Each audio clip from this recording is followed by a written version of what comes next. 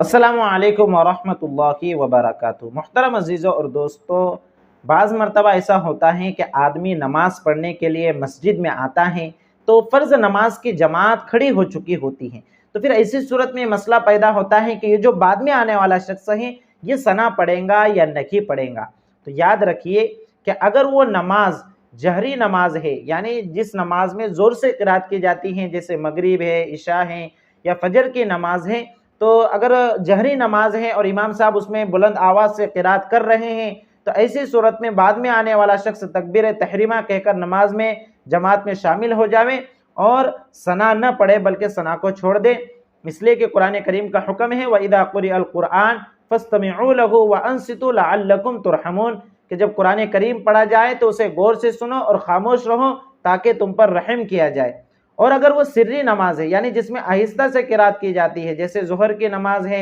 عصر کی نماز ہے، تو ایسی صورت میں وہ جب شامل ہو تو وہ ثنا پڑھ لے، اس لیے کہ اس صورت میں اس حکم کے خلاف ورزی لازم نہیں آئیں گی۔ اسی طرح اگر وہ ایسے موقع پر آیا جبکہ امام رکوع میں ہیں یا سجدے میں ہیں یا قاعدے میں ہیں تو پھر وہ غور کر لے کہ کیا میں ثنا پڑھوں گا تو مجھے وہ رکن ملے گا یا نہیں۔ اگر ثنا پڑھنے کے بعد بھی اس رکن کے ملنے کی امید ہے تو ثنا پڑھ لے، پھر اس رکن میں شامل ہو جائے، اور اگر امید نہیں ہے تو پھر ثنا کو چھوڑ دے، تو ثنا کو چھوڑ دے اور اس رکن میں شامل ہو جائے۔